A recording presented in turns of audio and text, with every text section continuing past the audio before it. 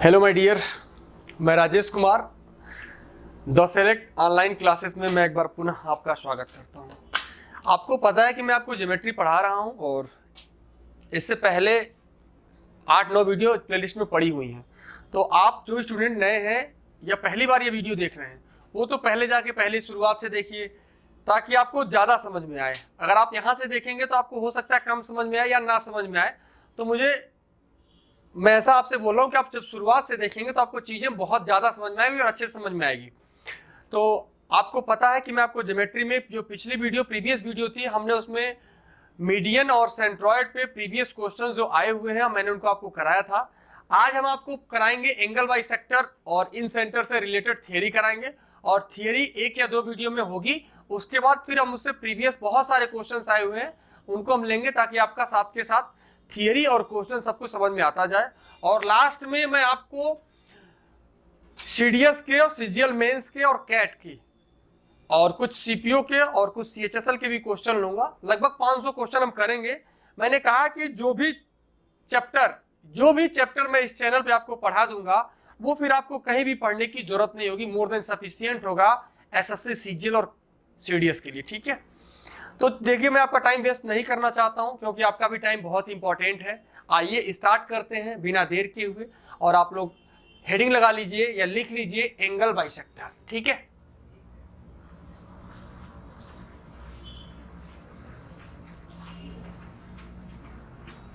देखिए मैं मैथ का टीचर हूं तो इंग्लिश मुझसे कहीं गलती हो सकती है, तो आप लोग ये मत सोचिएगा कहीं ऐसा इंग्लिश गलत होगा। इंग्लिश हमसे गलत हो सकती है, ठीक है, इंग्लिश का कोई बहुत बड़ा इशू नहीं है। एंगल बाइसेक्टर हिंदी में इसको क्या बोलेंगे? कोण समद्विभाजक। आप बात तो समझ रहे हैं, आप इंग्लिश नहीं पढ़ रहे हैं, आप मैथ पढ़ रहे हैं। कोण समद्विभाजक। देखिए जो हिंदी के स्टूडेंट हैं उनको कहीं कहीं कोण समद्विभाजक की जगह सिर्फ कोण द्विभाजक मिलेगा, इस बात को भी समझना है। कहीं कहीं आपको सिर्फ कोण द्विभाजक ही मिलेगा, इतनी सी बात आपको समझना है। लेकिन जो इंग्लिश के स्टूडेंट हैं उनको एंगल बाइसेक्टर मिलेगा। इसलिए कभी भी अगर आपको इंग्लिश और हिंदी के लैंग्वेज में कॉन्ट्राडिक्शन होता है तो आप एक बार जरूर इंग्लिश पढ़ें, क्योंकि अभी 17 मेंस के जो पेपर हुए थे उसमें 2-2, 3-3 क्वेश्चन गलत आए थे। इंग्लिश में कुछ और था, हिंदी में कुछ और था। ठीक है, तो जो स्टूडेंट इंग्लिश पढ़ के की उनका तो सही हो गया, जो नहीं की उनका गलत हो गया। तो इस बात को समझना है कि आपको इंग्लिश इतनी थोड़ी बहुत तो आनी चाहिए, है कि नहीं। देखिए यार, कोण समद्विभाजक क्या होता है? बहुत आसान चीजें होती है। मैंने कहा कि ज्योमेट्री बहुत आसान है, बिल्कुल आसान, आप सिर्फ समझते जाइए। एंगल बाइसेक्टर किसे कहते हैं? ये एंगल है और इस एंगल को अगर मैं 2 बराबर भागों में बांट दूं, मैंने कहा कि अगर ये थीटा है और ये भी थीटा है तो ये जो वाली ये लाइन है इसको हम कहेंगे एंगल बाइसेक्टर। बस इतनी सी तो बात है, इतनी तो बात है। यानी किसी भी बाइसेक्ट का मतलब क्या होता है? अरे बाइसेक्ट का मतलब ही होता है कि 2 बराबर भागों में बांटना। तो जहां एंगल को बाइसेक्ट करेगा वो लाइन कहलाएगी एंगल बाइसेक्टर। आसान है, जो लाइन एंगल को बाइसेक्ट करेगी वो लाइन क्या कहलाएगी? Angle bisector. अब होता क्या है कि एंगल बाइसेक्टर जब खींचा जाता है तो बहुत सारे इससे रिजल्ट मिलते हैं। तो आइए हम एक एक पॉइंट करके आपको सारी चीजें बताएंगे, फिर उसके बाद इस पे जो भी रिलेटेड क्वेश्चन बने हैं आए हैं वो मैं लूंगा और कुछ मैं और एडवांस टाइप के भी क्वेश्चन लूंगा जो मैं खुद बनाया हूं, वो भी क्वेश्चन मैं आपको इस चैनल पे कराने वाला हूं। ठीक है, ध्यान दीजिए। देखिए मैंने कहा अगर एक ट्रायंगल है, ध्यान दीजिए, बहुत आराम से समझना, बिल्कुल आराम से। मैंने कहा भाई ज्योमेट्री बड़ा चैप्टर, आपको पेशेंस बना के सीखते चलना है। ठीक है, क्योंकि ज्योमेट्री का वेटेज बहुत बड़ा है। देखिए एक ट्रायंगल हमने लिया एबीसी, मैंने एंगल ए का एंगल बाइसेक्टर खींचा और मान लीजिए ये पॉइंट डी पे मिलता है। मैंने एंगल ए का एंगल बाइसेक्टर खींचा, यानी एडी क्या है? Angle bisector. किसका? एंगल ए का। अगर मान लीजिए आपसे कोई कहता है AD is the angle bisector, तो किसका एंगल बाइसेक्ट कर रहा है? तो एंगल ए को बाइसेक्ट कर रहा है। यानी कहने का मतलब अगर ये थीटा होगा मेरे भाई तो ये भी थीटा ही होगा, क्योंकि एंगल ए को बाइसेक्ट किया गया। अब ध्यान दीजिए, कई बच्चों को ये भ्रम है कि जो एंगल बाइसेक्टर है वो इसको 2 बराबर भागों में बांटता है, यानी कि बीडी और डीसी बराबर होगा। ऐसा मतलब कई स्टूडेंट सोचते हैं, जबकि ऐसा नहीं है। देखिए आप अपने मन से कल्पना मत करिए, जो चीज मैं बता रहा हूं जितनी चीजें पॉसिबल हो सकती हूँ मैं सारी चीजें बताने की कोशिश कर रहा हूं। तो बीडी और डीसी बराबर होंगे, बिल्कुल गलत बात है, आप बिल्कुल मत सोचिए। इतनी सी बात समझिए कि जो ये एंगल बाइसेक्टर होता है, जो एंगल बाइसेक्टर होता है वो सामने वाली भुजा को उसी अनुपात में विभाजित करता है जिस अनुपात में उसकी भुजाएं होती, बस इतनी सी बात है। मैं फिर से एक बार रिपीट कर रहा हूं, एंगल बाइसेक्टर सामने की भुजा को उसी अनुपात में विभाजित करता है जिस अनुपात में ये भुजाएं होती हैं। यानी मैं कह सकता हूं कि AB और AC का जो अनुपात होगा वही अनुपात BD और DC का होगा। इसका मतलब क्या हुआ, ये आपका पहला रिजल्ट है, ये आप यहां पॉइंट नंबर 1 डालिए, ये आपका पहला रिजल्ट है। तो बात समझिए, AB और AC का जो अनुपात होगा वही अनुपात BD और DC का होगा, बराबर होगा, ऐसा नहीं है, ऐसा नहीं है। ये मीडियन होता है, मीडियन में बराबर होता है, या मीडियन की बात नहीं हो रही, एंगल बाइसेक्टर की बात हो रही है। तो AB और AC का जो रेशियो होगा मेरे भाई वो BD और DC का रेशियो होगा। बात क्लियर हो पाई है, मुझे उम्मीद है। मैं देखिए आपको कुछ एग्जांपल भी लेता चलूंगा साथ के साथ, ताकि चीजें आपको क्लियर भी होती चले। बहुत सारे बच्चे ऐसे हैं जो एग्जाम्पल से ज्यादा अच्छे से समझते हैं, तो मैं एग्जाम्पल भी लूंगा। अब देखिए, मैं यही अगर मान लीजिए साइड मैंने ले लिया है 16 सेंटीमीटर, और मैंने ले लिया 20 सेंटीमीटर, और मान लीजिए मैंने ले लिया 18 सेंटीमीटर, और मैं आपसे ये पूछूं कि BD का लेंथ क्या होगा, बताइए, BD की लेंथ बताइए। तो आपको पता है जो अनुपात इनका होगा वही अनुपात इसका होगा। तो अनुपात क्या है, तो आप कहेंगे इसको सिंप्लीफाई करेंगे तो 4 चौको 16, 4 पचे 20, यानी AB और AC, आप ध्यान दीजिए, AB और AC आप ऐसे भी लिख सकते हैं। देखिए अनुपात को आप दोनों ही तरीकों से लिख सकते हैं। मैं बता रहा हूं आपको, AB और AC का जो अनुपात है वो क्या है, 4:5। इसका मतलब BD और DC का भी 4:5 का होगा। इसका मतलब ये टोटल 9 यूनिट की वैल्यू है। तो अगर 9 यूनिट बराबर 18 है तो 1 यूनिट बराबर क्या होगा, तो 2 होगा। और इसकी लेंथ पूछी गई तो ये होगा 4 यूनिट, और ये होगा 5 यूनिट। तो ये 4 यूनिट होगा, इसकी लेंथ पूछी गई तो क्या हो जाएगा, 8। अगर मान लीजिए कोई आपसे पूछता है DC क्या होगा तो 10। तो बात क्लियर हो पाई, एंगल बाइसेक्टर सामने वाली साइड को उसी अनुपात में विभाजित करता है जिस अनुपात में उनकी साइडें होती हैं। बात क्लियर हो पाई, मुझे उम्मीद है कि आप यहां से समझ पाए होंगे। इसको आप नोट करिए, आपका पॉइंट नंबर पहला है। इससे भी बहुत सारे सवाल पूछे गए हैं, ध्यान दीजिए। मैं एक एग्जांपल और लेता हूं। मैं ये चाहता हूं कि आप बिल्कुल चीजें 100% समझें। 1% की भी अगर आप कहेंगे कि 99% समझ में आया तो फिर हम सेटिस्फाइड नहीं होंगे। हम भैया तभी सेटिस्फाई होंगे जब आपको 100% समझ में आएगा। जिस भी स्टूडेंट को कोई भी प्रॉब्लम होती है समझने में या कुछ भी है, कोई प्रॉब्लम हुई है, तो आप हमें कमेंट बॉक्स में कमेंट कर सकते हैं और पूछ सकते हैं। देखिए मैं एक और एग्जांपल लेके आपको समझाने की कोशिश कर रहा हूं। मान लीजिए AB सेक्टर एंगल है। अब मैंने B का एंगल बाइसेक्टर खींच दिया, इसका एंगल बाइसेक्टर, यानी ये वाला एंगल और ये वाला एंगल दोनों बराबर होगा क्योंकि एंगल बाइसेक्टर है। चलिए मान लिया मैंने ये 6 है और मान लिया मैंने ये 8 है। बात क्लियर, मैंने ये 6 ले लिया, 8 ले लिया, बात समझ में आ रहा ना। और मैं ये ले रहा हूं, मैंने ये ले लिया 12 सेंटीमीटर। मैं आपको सिर्फ समझा रहा हूं, ABC एक ट्राइंगल है और मैंने इसका नाम दे दिया मान लीजिए E।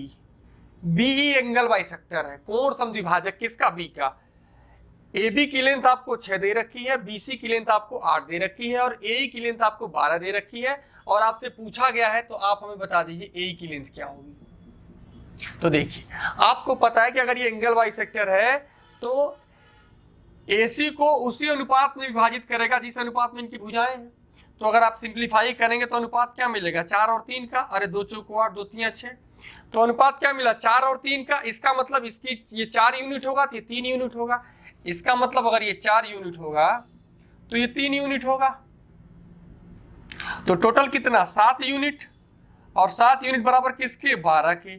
तो 1 यूनिट बराबर बताइए हमें क्या होगा, तो आप कहेंगे सर 12/7 होगा कि नहीं होगा, हो जाएगा।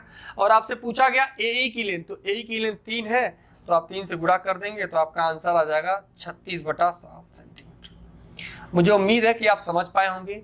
अभी सिर्फ आपका पहला पॉइंट था कि एंगल बाइसेक्टर साइड को उसी अनुपात में डिवाइड करेगा जिस अनुपात में उसकी साइड है। अगर यानी ये 4 और 3 का अनुपात है तो ये भी 4 और 3 का अनुपात होगा। इतनी सी बात आप समझ पाए हैं। अब देखिए, मैं हर चीजों का, आप कोई भी चीज, ज्योमेट्री का मतलब होता है कि आप हर चीज में सीधा क्यों लगा दें, वाई। ऐसा क्यों? तो यहां से चीजें आपको बहुत ज्यादा समझ में आएंगी और आपका इंटरेस्ट डेवलप होगा, फिर आपको मजा आएगा पढ़ने में। और जब आपको मजा आएगा फिर तो आपको पता है जो चीज, जिस काम को करने में बहुत मजा आता है वो फिर हम कितना भी करते हैं ना, थकेंगे नहीं। समझ रहे हैं? और फिर आपके एग्जाम में चाहे जितना भी क्वेश्चन आए फिर आप सॉल्व करेंगे। देखिए ध्यान दीजिए, मैं इसको प्रूफ करके बताता हूं ये कैसे हुआ, हर चीज का प्रूफ मैं बताऊंगा। देखिए ध्यान दीजिए, मैं चाहता हूं पहले आप थियरी समझें, फिर एग्जाम्पल से समझें और लास्ट में इसका प्रूफ भी आप समझें कि क्या हुआ है, ताकि चीजें आपके दिमाग में रहे। प्रूफ करने से क्या होता है कि अगर मान लीजिए मैं प्रूफ कर रहा हूं तो इस पे कम से कम मैं आपको 5 मिनट, 4 मिनट, 3 मिनट समझाऊंगा। तो जब मैं समझाऊंगा तो चीजें कहीं ना कहीं आपके कॉन्सेंसियस माइंड में जाके बैठी रहेंगी कि भाई आपको तुरंत क्लिक कर जाएगा अगर आप एक बार भूलते हैं तो। ध्यान दीजिए, अगर मैंने लिया ये ट्राइंगल एबीसी है और हमने यही तो बोला था कि भाई AB और AC का जो अनुपात होगा, अगर मान लीजिए मैं इसका एंगल बाइसेक्टर खींच देता हूं D, तो किसके बराबर होगा? BD और DC के। मैंने ये बताया था आपको और यही प्रूफ करना हमें। ध्यान दीजिए, अगर मैं AD के पैरेलल, ये एंगल बाइसेक्टर है, अगर मैं कहता हूं AD के पैरेलल में एक लाइन खींच देता हूं, ध्यान दीजिए, ये मान लीजिए मैंने AD के पैरेलल एक लाइन खींच दिया CF, ये दोनों ही लाइनें क्या है? पैरेलल। मैं यहां लिख भी देता हूं AD जो है पैरेलल है CF के, ठीक। और आपको पता है कि अगर AD एंगल बाइसेक्टर है तो ये भी अगर थीटा होगा तो ये भी थीटा होगा, क्योंकि एंगल बाइसेक्टर है, दोनों एंगल बराबर होंगे। और अगर ये दोनों पैरेलल लाइन है यानी कि AD और CF, तो ये क्या हो जाएंगे? एकांतर कोण। मैं थोड़ा सा बढ़ा के लिखता हूं ताकि आपको ज्यादा समझ में आए। ध्यान दीजिए, यहां से अब आपको समझ में आ रहा होगा चीजें। ये वाला और ये एकांतर कोण होगा, यानी अगर ये थीटा तो ये भी थीटा। समझ रहे हैं? अगर मैं इस पॉइंट को यहां आगे मिला देता हूं, ध्यान दीजिए, अगर मैं इस पॉइंट को यहां आगे मिला देता हूं तो ये वाला कोण इस कोण के बराबर, संगत कोण। नहीं समझ में आ रहा? देखिए मैं आपको फिर से समझा रहा हूं। अगर मैं इसको मान लीजिए थोड़ी देर के लिए मिटाता हूं ताकि आपको चीजें ज्यादा समझ में आए। अब अगर ये दोनों ही पैरेलल लाइन है तो क्या ये वाला कोण और इस कोण के बराबर नहीं होगा संगत कोण के? बताइए। अरे होगा। और जब ये दोनों एंगल बराबर हैं, अगर किसी भी त्रिभुज के दो कोण बराबर हैं तो दोनों साइडें बराबर होंगी, यानी ये साइड और ये साइड बराबर होगा। होगा कि नहीं? और मेरी बात समझिए, आप सिमिलरिटी अभी मैंने आपको नहीं पढ़ाया है, लेकिन मैं आपको जब यहाँ आया है तो मैं थोड़ा सा बता देता हूं। सिमिलरिटी में पढ़ाऊंगा तो आप चीजें बहुत आप समझ पाएंगे डेप्थ में। ध्यान दीजिए, मैं आपको चीजें समझा रहा हूं। ABC एक ट्रायंगल है, AB पर कोई पॉइंट D है और AC पे कोई पॉइंट E है। अगर DE BC के पैरेलल खींचा जाएगा तो AD और DB का जो रेशियो होगा वो रेशियो होगा AE/EC के, ठीक है। यानी इसका और इसका जो अनुपात होगा वो अनुपात इसका और इसका होगा। तो मैं, ये भी तो एक ट्रायंगल है F, B और C, तो मैं लिख सकता हूं AB यानी कि AB और AF, AB बटा AF का जो अनुपात होगा वो अनुपात होगा BD/DC के। और आपको ये भी तो चीज पता है कि जो AF की लेंथ है वो AC के लेंथ के बराबर है, तो मैं AF की जगह AC लिख सकता हूं। तो आप कहेंगे जी सर, यानी AFB बटा AC बराबर होगा BD/DC। मुझे उम्मीद है कि आप इतनी बात समझ पाए होंगे कि ये चीजें कहां से आई हैं, ठीक है। यानी मैंने यही तो कहा था AB/AC बराबर होगा BD/DC की। बात क्लियर? चलिए, तो अभी आपका खत्म हुआ पॉइंट नंबर पहला। अब हम आते हैं पॉइंट नंबर दूसरे पे।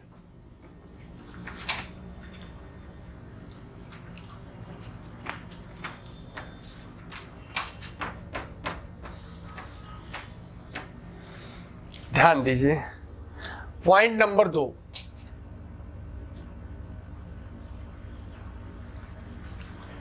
देखिए ध्यान दीजिए, अगर कोई ट्रायंगल है, कोई ट्रायंगल ABC, और आपको पता है कि इसके 3 एंगल बाइसेक्टर हो सकते हैं। अगर मैं इसका एंगल बाइसेक्टर खींच दूं BE, इसका मैं एंगल बाइसेक्टर खींच दूं, यानी ये एंगल बाइसेक्टर, ये एंगल बाइसेक्टर, और इसका मैंने खींच दिया ये एंगल बाइसेक्टर। मैं आपको सारी चीजें प्रूव करके बताऊंगा कि तीनों एंगल बाइसेक्टर एक ही जगह इंटरसेक्ट क्यों करते हैं। सारी चीजें आप समझ पाएंगे, ध्यान दीजिए। किसी भी त्रिभुज में 3 एंगल बाइसेक्टर हो सकते हैं, और तीनों एंगल बाइसेक्टर जिस पॉइंट पर इंटरसेक्ट करते हैं, जिस पॉइंट पर प्रतिच्छेद करते हैं, ये जो पॉइंट है वो पॉइंट क्या कहलाता है? अंतःकेंद्र। क्यों कहलाता है ये भी चीजें मैं अब आपको बताऊंगा, समय आने पे आप थोड़ा सा पेशेंस बनाइए। क्या कहलाता? इन सेंटर। तो हमारा आज का टॉपिक यही तो था, इन सेंटर और एंगल बाइसेक्टर। तो आप इतनी सी बात तो समझ पाए कि किसी भी ट्रायंगल के तीनों एंगल बाइसेक्टर जिस पॉइंट पर इंटरसेक्ट करते हैं वो पॉइंट कहलाता है इन सेंटर। मैं हिंदी में बोल रहा हूं, किसी भी त्रिभुज के तीनों कोण समद्विभाजक जिस बिंदु पर प्रतिच्छेद करते हैं वह बिंदु क्या कहलाता है? अंतःकेंद्र। मुझे लगता है कि आपको डाउट नहीं होना चाहिए। चलिए, ये बात क्लियर हो पाया? ठीक है। और इस पॉइंट को किससे डिनोट करते हैं? आई से, क्योंकि इन सेंटर का आई डिनोट करते हैं। बात क्लियर? अब देखिए यहां से क्या रिजल्ट आपको मिलेगा, ध्यान दीजिए।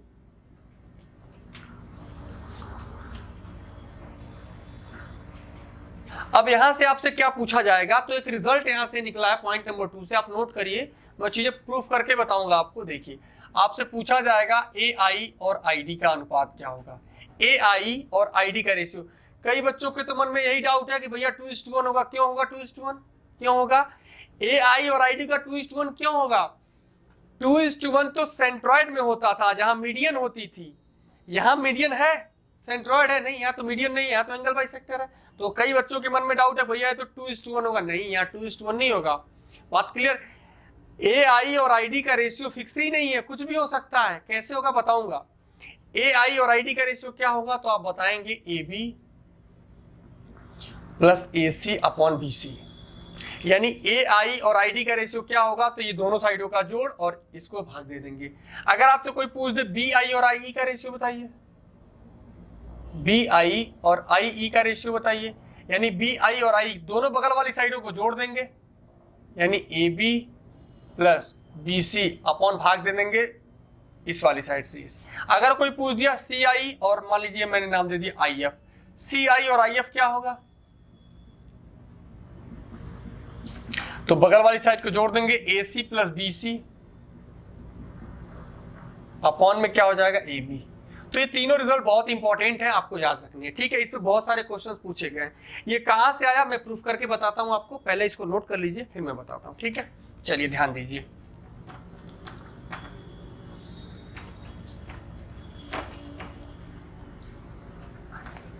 ये आपका पॉइंट नंबर 2 चल रहा है, देखिए ध्यान दीजिए।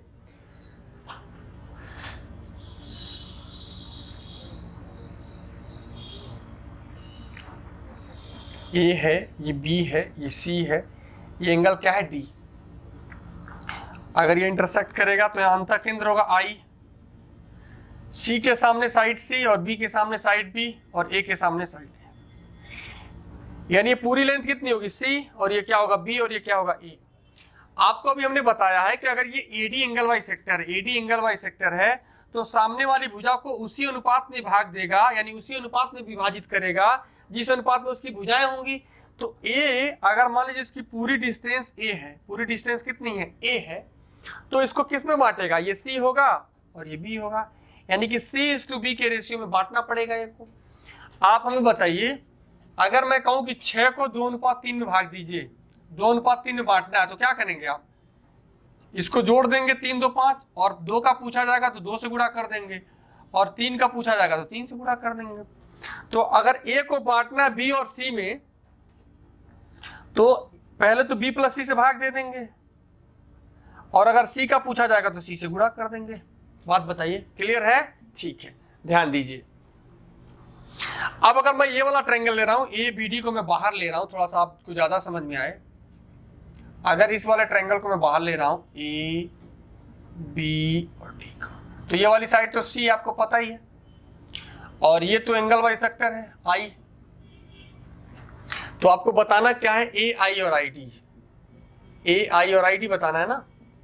तो आप हमें बताइए, ए आई और आई डी का अनुपात वही होगा जो ए बी और बी डी का होगा। क्योंकि आपको पता है कि अगर ये एंगल बाइसेक्टर है, अगर ये एंगल बाइसेक्टर है तो सामने वाली भुजा को उसी अनुपात में भाग देगा, विभाजित करेगा जो इनका अनुपात होगा, यानी जो AB और BD का अनुपात होगा वही AI और ID का होगा। तो मैं लिख सकता हूं AB अपॉन BD, और AB की वैल्यू क्या दी रखी है, C, और आप चाहे तो यहीं से लिख सकते हैं। देखिए AB की वैल्यू आप यहीं से पुट कर सकते हैं डायरेक्ट। देखिए AB और BD की जगह क्या लिख सकते हैं, BD की जगह, चलिए मैं आपको थोड़ा सा और ज्यादा समझा रहा हूं, एक स्टेप मुझे और लिखना पड़ेगा लेकिन आपको चीजें ज्यादा समझ में आएंगी। AB की जगह मैं C लिख सकता हूं, और BD की जगह मैंने लेंथ निकाली क्या, AC बटा B प्लस C, AC और ऊपर चला जाएगा B प्लस C, C से C क्या हो जाएगा, कैंसिल आउट। तो AI और ID का जो रेशियो मिलेगा वो क्या मिलेगा, B plus C upon A, यही तो मिलेगा। तो ध्यान दीजिए AI और ID का रेशियो क्या मिलेगा, B प्लस C, तो AI और ID का रेशियो क्या, ये B यानी B प्लस C बटा, यही तो मिला ना।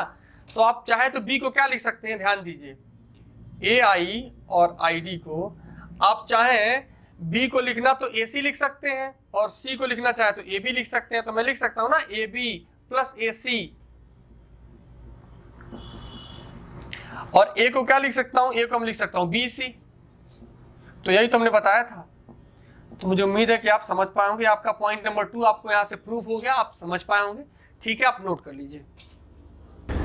चलिए आपका पॉइंट नंबर 3 देखिए, ध्यान दीजिए। अगर मैंने ले लिया कोई ट्रायंगल ABC, ठीक है, और इसके ये एंगल बाइसेक्टर है, ये इसके एंगल बाइसेक्टर, आप ध्यान दीजिए, समझ लीजिए। ये क्या I, ये इसका एंगल बाइसेक्टर, ये B का एंगल बाइसेक्टर और ये C का एंगल बाइसेक्टर। और आपको पता है कि एक ट्रायंगल के तीनों एंगल बाइसेक्टर जिस पॉइंट पे इंटरसेक्ट करते हैं उसको क्या कहते हैं, अंतः केंद्र, इंसेंटर कहते हैं, और उसको I से डिनोट करते हैं। बात क्लियर है। अब ध्यान दीजिए, मैं आपको रेड पेन यूज कर रहा हूं ताकि आपको ज्यादा समझ में आए। देखिए एक बार समझिए बात को। त्रिभुज का अंतः केंद्र, त्रिभुज का इन सेंटर ही एक ऐसा सेंटर होता है, फिर से सुनिए, त्रिभुज का इन सेंटर एक ऐसा सेंटर होता है जहां से तीनों साइडों की परपेंडिकुलर डिस्टेंस इक्वल होती है। मैं फिर से बोल रहा हूं, हिंदी में सुनिए। त्रिभुज का अंतः केंद्र ही एक ऐसा केंद्र होता है जहां से तीनों साइडों की परपेंडिकुलर डिस्टेंस, कैसी डिस्टेंस, परपेंडिकुलर डिस्टेंस, जहां से तीनों परपेंडिकुलर डिस्टेंस बराबर होती है। फिर से समझिए, एक त्रिभुज का ये अंतः केंद्र है, यहां से तीनों साइडों की परपेंडिकुलर डिस्टेंस बराबर होती है। एसएससी के एग्जाम में एक बार पूछा गया है कि त्रिभुज का वो कौन सा केंद्र है जहां से तीनों साइडों की परपेंडिकुलर डिस्टेंस बराबर होती है। ऑप्शन पहला था ऑर्थो सेंटर, यानी कि लंब केंद्र, परिकेंद्र, केंद्रक और अंतः केंद्र। तो आपका आंसर क्या हो जाएगा, अंतः केंद्र। बात क्लियर। तो अंतः केंद्र क्या होता है, यहां से तीनों साइडों की परपेंडिकुलर, यानी ये वाली डिस्टेंस, ये वाली डिस्टेंस तीनों बराबर। और इसको केंद्र मान के हम यहाँ क्या खींच सकते हैं, तो एक हम यहाँ वृत्त खींच सकते हैं। और ये वाली जो डिस्टेंस है, ये वाली डिस्टेंस यही तो होती है रेडियस। क्या होती है, इन रेडियस। क्या होती है, इन रेडियस। बात क्लियर है, क्या होती है, इन रेडियस, अंतःवृत्त की त्रिज्या, अंतःवृत्त की त्रिज्या। बात क्लियर है, मुझे उम्मीद है कि आप समझ पाए होंगे। क्यों, क्योंकि ये वाली डिस्टेंस और ये वाली डिस्टेंस और ये वाली तीनों बराबर तो होगी, ये भी R होगा, ये भी R होगा और ये भी R होगा, क्योंकि एक त्रिभुज एक सर्कल में रेडियस तो हर जगह बराबर होगा ना, यानी ये भी रेडियस, ये भी रेडियस और ये भी रेडियस। बात क्लियर है। तो आपने समझा कि अंतः केंद्र एक ऐसा केंद्र होता है जहां से तीनों साइडों की परपेंडिकुलर डिस्टेंस, यानी कि लंबवत दूरी बराबर होगी, और वही अंतःवृत्त की त्रिज्या कहलाती है। बात क्लियर, ठीक है। चलिए अब देखिए इसमें आपका क्या सवाल बनेगा, इसमें आपका क्या रिजल्ट बनेगा, वो रिजल्ट देखिए, ध्यान दीजिए। इसमें आपका रिजल्ट ये बनेगा कि आपसे पूछा जाएगा, अंतःवृत्त की त्रिज्या आपसे पूछी जाएगी। ध्यान दीजिए, अगर मान लीजिए एक ऐसा हमने ट्रायंगल लिया, आप बहुत ध्यान से समझेंगे, ट्रायंगल ABC, और इसका पूछा जाएगा आपसे इन रेडियस बताइए। क्या बताइए, इन रेडियस, यानी R की वैल्यू। तो R बराबर क्या होगा, डेल्टा अपॉन S। जहां ये डेल्टा क्या होता है, area of triangle, area of triangle यानी कि त्रिभुज का क्षेत्रफल।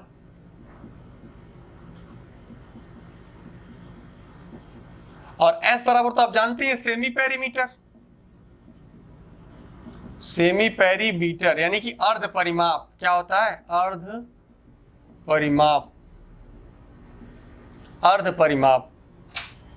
बात क्लियर हो पाई?